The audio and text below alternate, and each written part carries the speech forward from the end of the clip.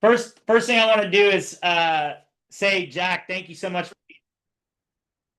Really appreciate you coming to spend some time with us today. I don't know if you got a chance to check out the bottom of the screen, but we have about 543 people on this call. And I always like to start off by letting you know who those people are, just so you know the audience and who you're talking with. But we got a group of transitioning service members here, a group that I think you're familiar with. They're transitioning out of the Army, the Navy, the Air Force, the Coast Guard, all the different branches I'm sure are represented on this call. And they're all here in our connections module of Seven Eagle Academy. And a lot of them are looking for their next career path, what that looks like for them. They're going through their VA claims, they're going through their out processing, their TMO, all that stuff that you're familiar with. But to the audience, to the transitioning service members on the call, Jack, I see his name on as Jack or John. You go by Jack, but John's your real name? Yeah, I like to say my friends call me Jack. Okay, sweet. Well, I don't know if we're friends yet, but I'm gonna go in with Jack just in case. But Jack, just so you guys know, Jack is an Army veteran. He runs an amazing company out of Hawaii called Hawaii Pacific Realty Group, and my hope is that he's gonna talk to us today a little bit about his background in the Army, some of the things that he learned during his transition, some of the do's and don'ts during that transition process. One of the things that we cover a lot here, and then hoping he talks to us a little bit about Hawaii Pacific Group, Pacific Realty Group, and some of the opportunities that they have available there. So, Jack, if you wouldn't mind, tell us a little bit about your Army background, man. Yeah, so I'm a West Point graduate, graduated in 2012, started on tanks as a lieutenant, transferred over to the airborne community as a commander. So I was a airborne reconnaissance troop commander in Germany. We got lucky enough to go from Germany to Hawaii. I chose Hawaii out of like just interest in real estate. We were big into real estate investing, and we chose Hawaii because just the BH was so high, and we were like, let's invest it. Um, and then when we got on island, my wife and I started a real estate company. That was about 5 years ago. I actually transferred out of combat arms into like ORSA position, which is data analytics, in order to stay in Hawaii and keep the family here. But the writing was on the wall. I pinned major, and a week after I pinned major, I dropped my packet to get out of the military, and I also transitioned from service just over a year ago. So. A Wow. little bit of like kind of an eclectic career. I did it something different every couple of years. But now we're solidly in Hawaii and focusing on real estate and growing our company. And it's been about 18 months, but I've been in real estate for about 5 years now. Wow. So how many years total did you do in the Army? Just shy of 12. Wow. So a lot of it's so strange when I transitioned out, I got out at the 15-year mark, and everybody's always like, "Wait, why didn't you just stay 5 more years?" And when you know, like when it's Yeah. time to take the uniform off and go do something else. So it's always cool to hear that other people that have the similar mindset of like, it's time for me to go do something different. Yeah, and Also, the one of the cool co-host things. of my podcast was on a couple months ago on here, but we interviewed somebody who got out of the Coast Guard at 18 years, and that was, and but he, like you said, if you know, you know. He was a rescue swimmer, so he's jumping out of helicopters, risking his life every single day. So it made sense to stay here in Hawaii. He's actually, lives right down the road from me. So, but it's funny, man. Sometimes you just know. Yeah, that's awesome. And I even just saw, it's hard for me to keep up with the chat because there's so many, but I even just saw someone in the chat said they not only served with you, but your wife helped them sell their house. So that's pretty Oh, sweet. small world. But tell me about when you transitioned out, sort of, I know you've already been doing real estate for 5 years. So was that sort of something you knew that you were going to go do real estate and only real estate, and you knew you weren't going to try to do anything else? Yeah, for me, it was absolutely my passion, and it grew like my wife and I working together. It's kind of like our thing. We love working together. We love helping people. We love educating people about real estate. And we just started, kind of bringing more on into the company and being able to provide more for our clients. And that like really, I don't know, scratch an itch for us. We love real estate investing. That's what started this, but just the ability to educate people. I'm an educator at heart. I love teaching. I love like helping people understand all the things that we're doing to try to grow our families well. And it just, it seems to suit us really well. So we kind of put all of our eggs in that basket and we're going to keep pushing forward. So. That's awesome. What were some of the challenges that you faced when you were transitioning out? Something that maybe would resonate with some of the folks on this call. Yeah, so I kind of have a unique situation. I mean, I'm so thankful that everybody on this call pursued the skill bridge, and that's part of our the Veteran Ventures podcast. Is what we like really push is like if you can do it, go ahead and try to do that. During my transition, it was somewhat unique. They approved my CSP, but I took my leave up ahead. So I took 2 months of leave and then came back from leave in order to sign out on my skill bridge, and they said, "Hey, actually, we're pulling that." So I took my 2 months of leave, and then I went back to work for 4 months with the Army, all the way up until like a week before I got out of the military. So thankfully, we did have a plan, but I go back to the skill bridge. I mean, I'm really awesome that all you guys are doing it, and you guys have already pursued it. Just try to take advantage of it as much as as much as you can, right? This transition, it's one of the things we've learned, we've interviewed over 50 people, successful business people or successful in their industry. It's the big takeaway is this transition has to be, it has to be something that you focus on. It just doesn't happen.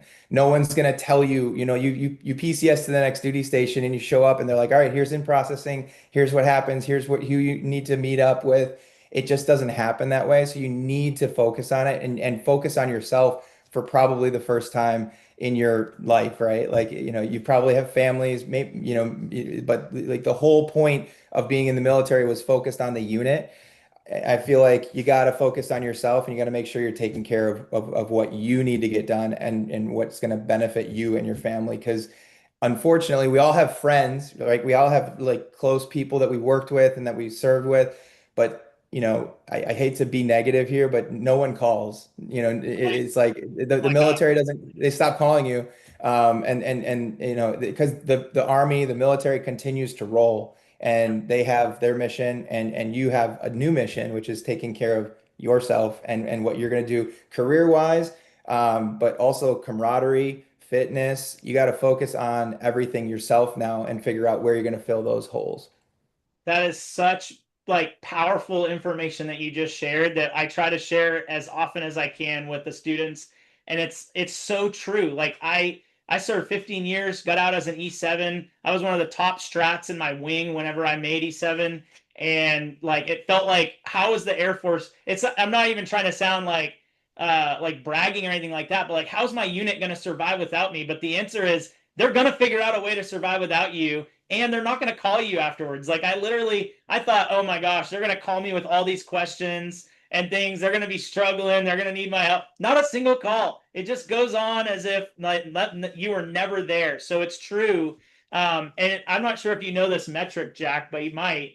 240,000 people transitioned out of the service last year, and only 24,000 utilized SkillBridge. So only 10% of transitioning service members last year were able to take advantage of SkillBridge. So shameless plug, like if you have friends that are still active duty and they're like on the fence if they're going to do SkillBridge or not, submit the packet. Submit the Yeah. packet, submit the packet, submit the packet. And if they don't know where they want to do it, we know of two really good options for them: Seven Eagle Academy and Allegiant Vets, which are the two of the groups that you have here today. That way, they get an opportunity to spend time with guys like you and learn about the transition, and maybe they find their passion, maybe they find that next job. And so with that being said, could you tell us a little bit about real estate in general, and maybe if you want to dive into a little like your group more specifically and what you guys focus on? Yeah, absolutely. I think we have a lot to offer somebody who's transitioning out. And what I mean by that is we're not just a real estate agent or we're not just in this like small little category of real estate. We really kind of cover everything. So I mentioned before, if you're into real estate investing, we have a branch of our company that is very focused on buying and holding rental properties. So the real estate investing side, we are actively involved in a lot of masterminds. We have two active memberships in real estate masterminds that we kind of bring in a bunch of people and we learn from them and then we take it and provide the information for our employees. So real estate investing is huge.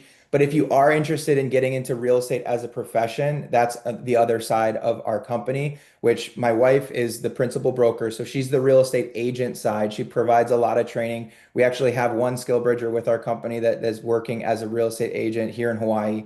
For the real estate professional side, real estate agent, like if you are on island, that's going to be the best way that we can help work with you. The investment side is going to be absolutely across the nation, right? Like we can take, we can figure out a way for you to provide value and for us to provide value for you, no matter where you live.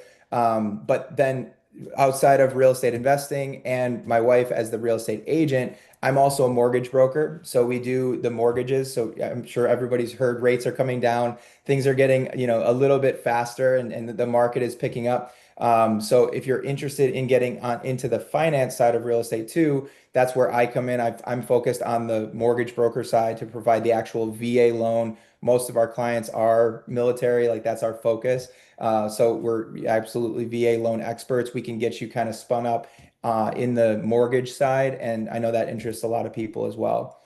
The last thing is marketing and kind of, sales, right? I think what we do to market our company is applicable across the board, no matter what. Even if you're not getting into real estate, if you are getting into real estate, if you're into marketing, that's kind of, I feel like my wife and I are very yin and yang.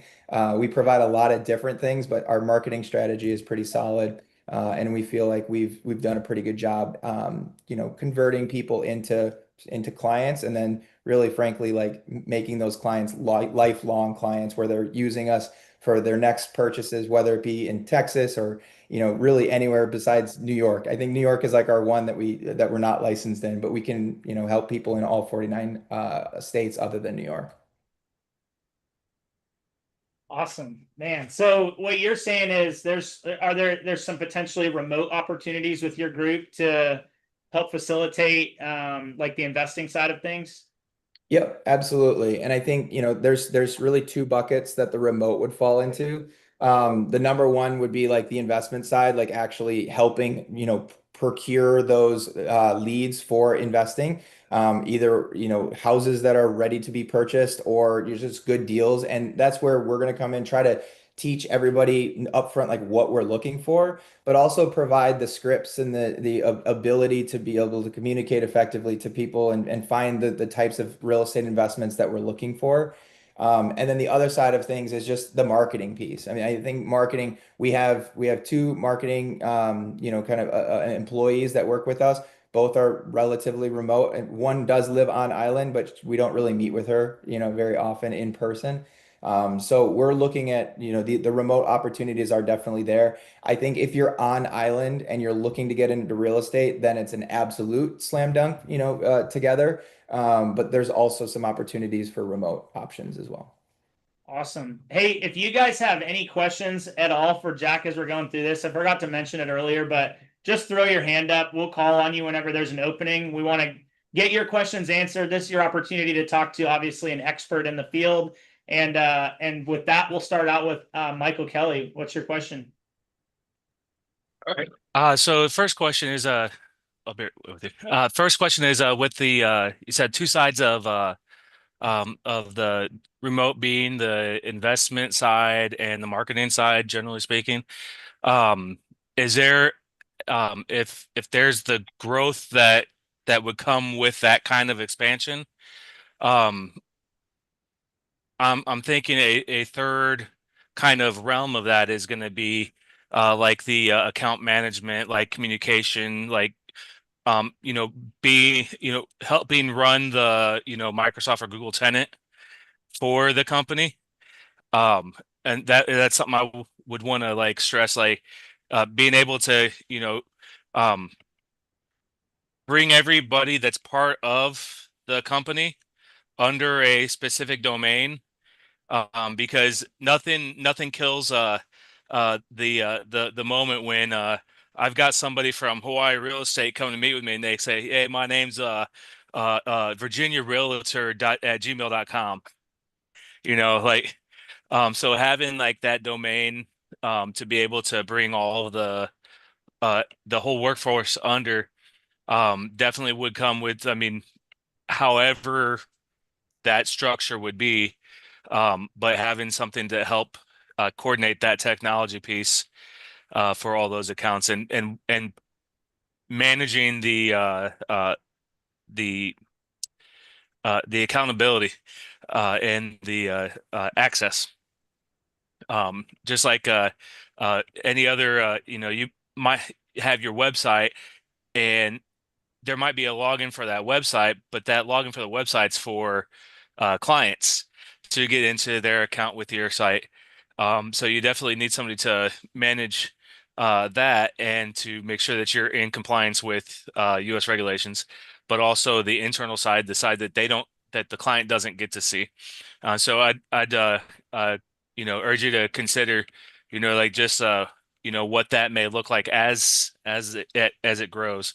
Um, that's something that I'm huge about is there's a mission and going and do the mission, but then there's connecting the people that are doing the mission, and so that's really big. So yeah, that's what I got. Yeah, that's a great point. I think in real estate, compliance is super important, but people sometimes miss the online compliance as well, right? And I kind of I didn't really mention this. We manage about $180 million in real estate assets for like our long-term rentals. So that comes along with many tenants that are signing in and logging into theirs, but it also comes along with some property managers, and we have to have both sides. So that is an Mhm. absolute thing that we're focused on. And absolutely hit me up. I mean, I think that is something, again, compliance is super important. And there are great systems out there, but managing those systems always a struggle. Oh yeah, yeah. We'll connect. Awesome. Grant, what's your question? Hey, gentlemen, thanks for taking my question. Sir, I had a quick question for you. Um, I'm also U.S. Army Combat Arms. I was interested in honestly moving to Oahu and getting into real estate specifically. I know this takes longer to develop, but something like mortgage brokering. I'm going to be based out of San Diego when I get out in the Oceanside area, and I was thinking about trying to get into something like this around Pendleton, like utilizing that cash flow from the BAH allotment for thousands of service members. Like at 22, I was starting to notice that, and I was like, this is definitely a sustainable business. So, but seeing you've already done it on Oahu, I was like, okay, like, guys have been doing this for a while. So, I mean, there's a ton of competition just hearing like your balance sheet with just rental properties. That's wild, especially after you said around 5 years, right, sir? Yep. Yeah. Um, just being around the bush, like, are you hiring, sir? Are you looking for like apprentices? Like I mean, right in front of 500 people, I'm just gonna like not beat around the bush. Just Yeah, I mean, that's exactly why we're here, right? We are growing our team. So when we started out, right, we were just like a real estate agent and mortgage broker. And I don't mean just, right? But that's kind yeah, of how it always starts for everybody because you have to get some experience in this business before you actually become a real estate broker. So really, after about 3 years, you're allowed to become a real estate broker by yep, taking another test and growing. And then when you have that license, that's when you can actually buy a company that yep, has many agents under, like, underneath the umbrella of the brokerage. So we actually made that transition earlier this year where we bought a brokerage and we started actually running the helm, right? And I think at that point we realized that it was bigger than us. It wasn't just like, hey, how many deals can we do? It was about how many, like, can we educate everybody around us and bring up everybody and allow their success to lead to our success. So to answer your question, one, yes, like if it's the right match, we're absolutely in the position to be able to hire right now.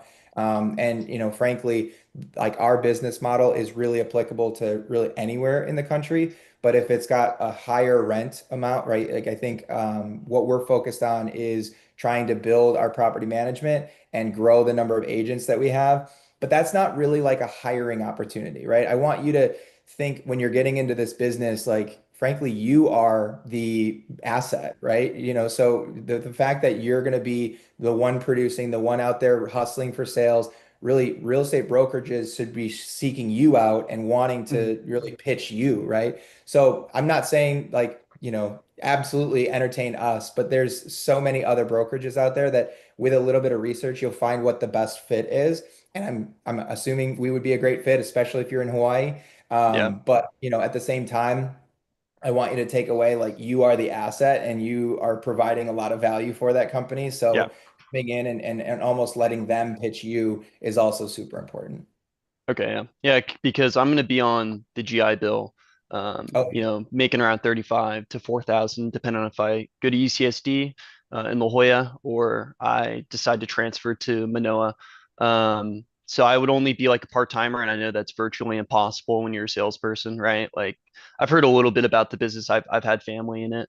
sure. I got family over in Kailua, in Okay. Princeville, Kauai. Nice. So yeah, so I mean, I'll take your information down in the future. I'll apply, or I know do this the makeup of how the real estate business works. It's a little different, like you just said, and like a traditional hiring process, but definitely just like seeking mentorship as a young guy. Like I'm in my early 20s. I know nothing. I know nothing, but like with the location where you're at, like I'm always going to be in these areas. I'm a 3 hour flight away from Hawaii, and I've considered even moving there. One last question. I don't want to take up like all of the broadcast, but how do you, if I'm going to go into a starter condominium or apartment over in Oahu, it freaks me out, and you know what I'm about to say, those HOAs, and they move, and I know nothing about it. Like, what's your calculator for a good buy out there? Because I'm not getting into single family. That's just not going to happen. I don't have 1.1, or the GI Bill money and then some work.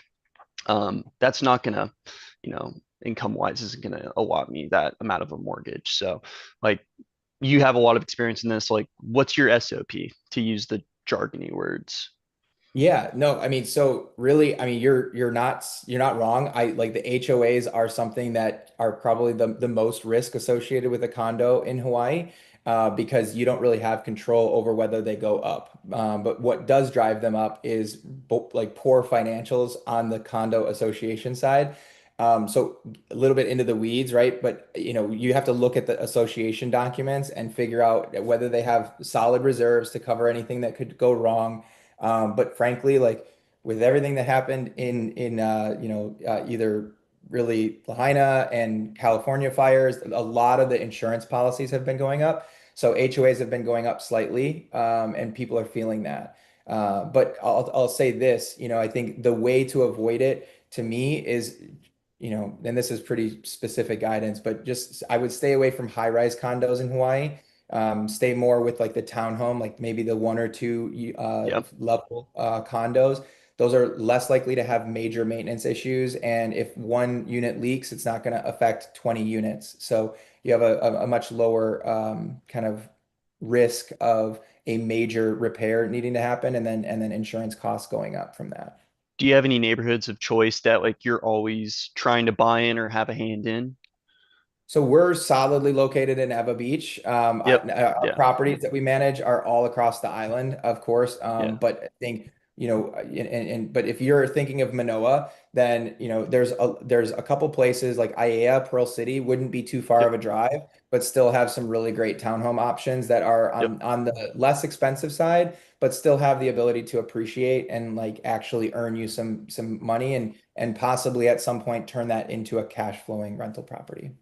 Cool. I appreciate you answering my question, sir. I'll definitely try to get your information, shoot you an email. I hope this isn't our last conversation. Like, Yeah. I know there's other brokers out there and there's other companies, but I mean, just hearing you the last 20 minutes, you're from Combat Arms, you seem like a solid dude. I mean, you were a major, like an officer that I probably would have loved to follow, as an NCO. But Oh, yeah, I hope this isn't our I last try, I conversation. suppose, but I hope my passion for real estate is coming through. I mean, Yeah, it frankly, is. like Yeah. it's something that has changed my life, not only just buying real estate myself, but also helping other people. It's Yep. kind of, set our family up for success and we absolutely love it. So I'm an open book. So absolutely hit me up. I mean, like, Cool. whether it's a hiring opportunity or just a mentorship piece, like I'm happy to have Awesome. that conversation. I appreciate it, Man, sir. You're awesome. this is my absolute favorite part of Seven Eagle Academy. And Grant, thank you so much for being bold, man. Like that's what this Yeah. is about.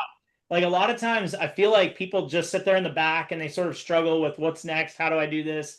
and you nailed it on the head, man. Like, you came off mute, you introduced yourself, asked the hard questions. And Jack, just so you know, this is sort of what it's about, brother. Is like, I think a lot of people are a little bit shy and they're in this transition space, and we're trying to coach them on exact. And Grant, like, in my opinion, did perfect, right? Like, came off mute, asked you a couple questions, and got right to the hard stuff. Like, hey, would you give me an opportunity? And that's amazing. And just in case you guys were wondering, Jack is the exact type of person that we try to bring on to Seven Eagle Academy, because you heard it right in his last sentence. Even if it's just an opportunity to mentor, like, we bring on people that we feel are going to provide value to the community, even if it's not just a job or whatever, but that are wanting to help their brothers and sisters in arms. So I really appreciate that too. But Temperance, did you have a question for Jack? Yes, Mr. Jack, I wanted to ask, do you teach specifically to the test, to the real estate test and the mortgage broker test? Yeah, so we have a lot of great resources for the actual test, and frankly, the what is required before you take the test is the training. So the training itself is mostly online, right? You can find just, hey, online, you can go find the training for the test.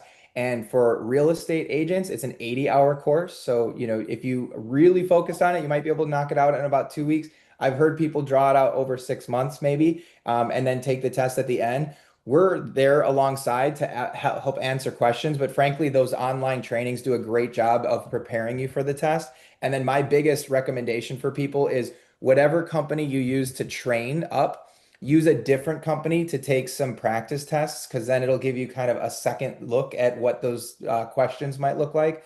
Take a couple practice tests and then go take the test. And frankly, it's not as hard as it might seem daunting, but really, you guys have all taken online training and testing at the end of a military class, right? It's pretty similar. The expectation is, I think it's a 70% pass, the score in order to pass. It's a higher score for brokerage side, and the mortgage broker is the same thing. It's actually only a 20-hour course for mortgage broker, right? So definitely doable during your transition. So if you have any questions about that, please hit me up too. But the online training does a great job setting you up for success for passing the test. And then frankly, like, I hate to say this, but passing the test doesn't help you become an agent. You have to link in with somebody and learning the sales, learning like how to provide value for people, and frankly, learning your area. I think like those three things, right? You can, I think we're not necessarily salespeople. We just know the island really well. We know real estate really well. And we also provide value in our own realms. And then people end up, hey, like, you're coaching my kid's soccer team, but we also know you're in real estate. They end up buying a house with us, right? It kind of just rolls like that. We provide value for a lot of people. And then eventually, after you provide that value, they know you're in real estate. They end up, calling you up when they need a real estate transaction to occur. But to answer your question, you can knock it out. Real estate agent, harder, 80 hours. But the mortgage broker side is definitely doable. And people always ask me like, oh, are you like a math guy? Like, that's why you can do the mortgage broker side. Frankly, that's not really super important. There is some, math and finance associated with it. But really, it's pretty easy to learn. You just got to, aggressively learn as much as you can. So that way, when somebody comes to you with a problem, you can help figure out which loan program is going to be right for them based on their situation, whether it's a FHA loan, conventional. For most of us, right, VA loan is going to be the great option there. But I think it's definitely doable. So if you have any questions, I'm open to answer. I think I use on-course learning. So for the online test for mortgage brokerages, but really, there's so many out there. You could just Google mortgage broker test or real estate agent test, and it is state specific. So you'd focus on whatever state you're trying to actually do loans or real estate in. Thanks, Mr. Jack. Yeah. Michaela. Yes. So I just had a quick question. Hey, Jack. Hey, So Michaela. I wanted to know what piece of advice you would give, just a little background without saying too much. But so there is a real estate company that I am potentially interning with, and they had this scholarship where they will pay for my courses, my pre-licensing courses. But the only to me, it's kind of a con. The only con is that I have to sign with their brokerage after I'm done. I don't really know how I feel about that. Like, what advice would you give in that situation? And it's not that I don't trust, it's just it's kind of like I understand, they want to get back their investment, but it's kind of limiting. Yeah, the major question I would ask, and I go back to what I said a little bit earlier, the test isn't going to make you a good agent. So the question that I would ask that company is what happens after, right? Like, I'm just locked in with you guys because you paid for my training. That's great. The training doesn't really get me to be a successful real estate agent. So what happens after I am with you guys?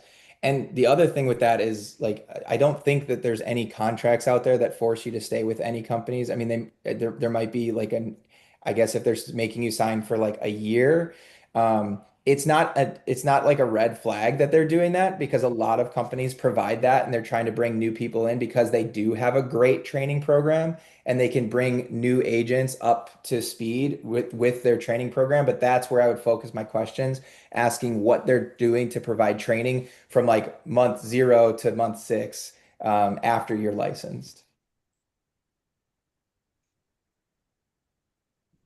Awesome. Good questions. Brandy, what's your question? Hey Jack, how are you? Hey, how are you, Randy? Good. So I've been a real estate agent for about a year now. I got my license and stuff completed while I was on, and I've sold a few houses, but I want to branch more off into real estate investments. I know a little bit about how to fund investments with hard money loans and stuff, but do you know of any resources for veterans that would help us fund rental investments or fix and flips besides using some of our own capital?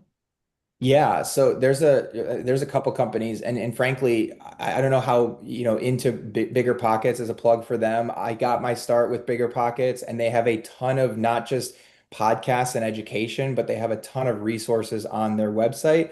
I know that's like the biggest one, so it's, kind of a cop out to provide that as an option. But there's also a company called Investor Fuel, which does provide a lot of actual connections with people who have money that are looking to have somebody do the legwork for them. They provide the money, you provide the sweat equity, and then there's a relationship there moving forward on how to make it work. But I think really it's just, I mean, those are some of the more expensive ways to do it. Frankly, I mean, I think just pounding the ground and talking to people and showing them the real estate investment, I think you'd be surprised how quickly you can get people who are interested in providing some capital to pursue those things as long as you're, unless we're talking like, $50 million, right?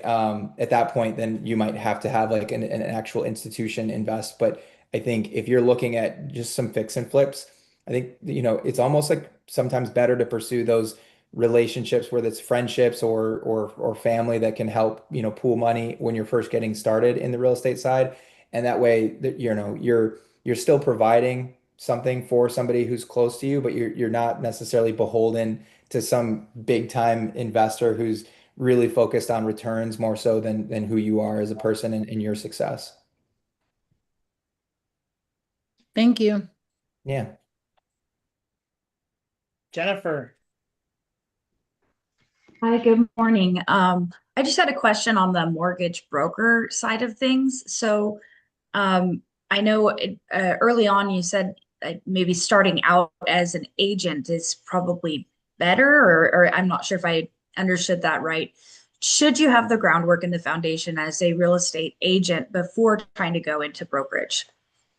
Yeah, so let me clear up what I said. So, real estate broker is think of like a really an experienced real estate agent, right? Mortgage broker is somewhat different. So I'll just kind of separate it. Loan officer is deals with the mortgage side, real estate agent, and then once you graduate kind of as a real estate agent, you become a real estate broker.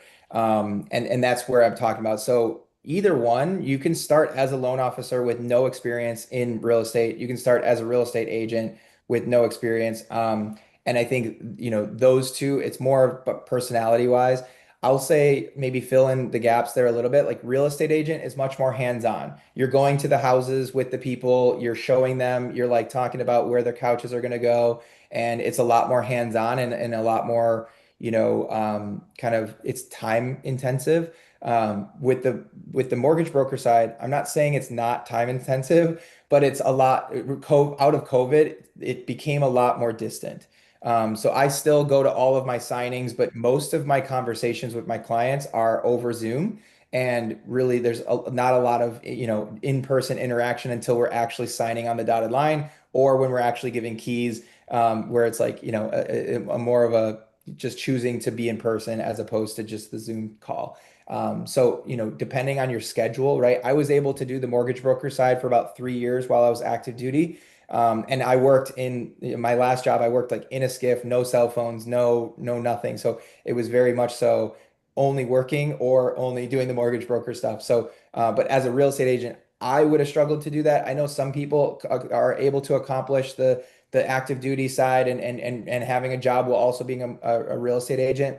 But I think if you're going to be a real estate agent, it should be like a full-time, hey, like let's really pour into this, because it is kind of nights and weekends oftentimes. And if you're also working and then doing the nights and weekends on top of it, it can get kind of draining.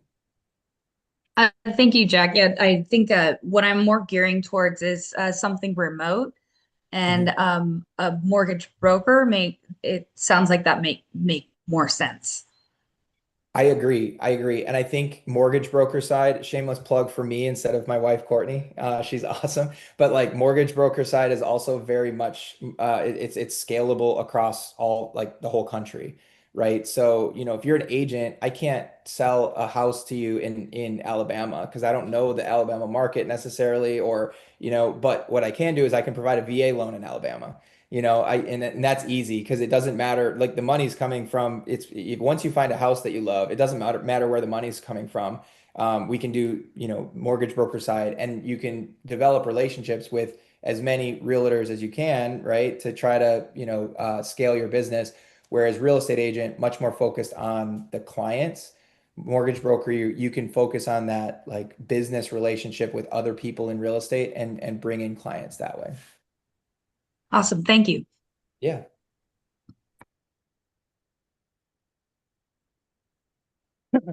Hey, Cornell, do you have any questions for Jack or anything to add? I don't know if you're still there. I am more than here. Yeah. Hey, Tyler, thanks for that question. Jack, how are you, my friend? Good, man. We're gonna have to do one of our 3-hour lunches again.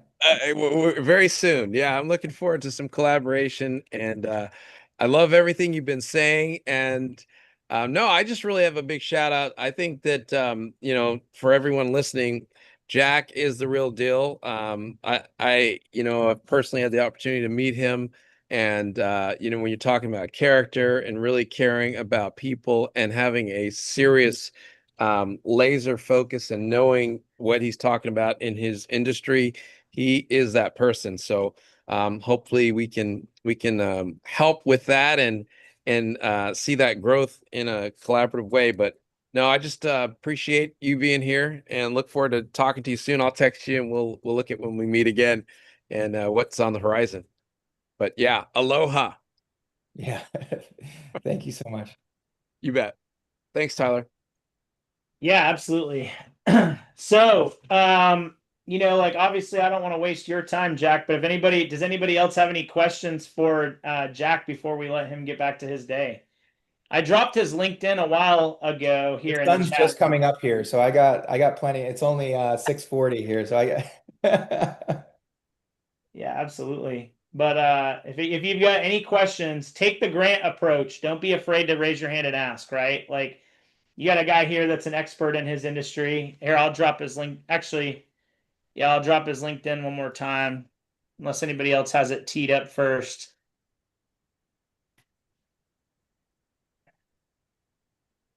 But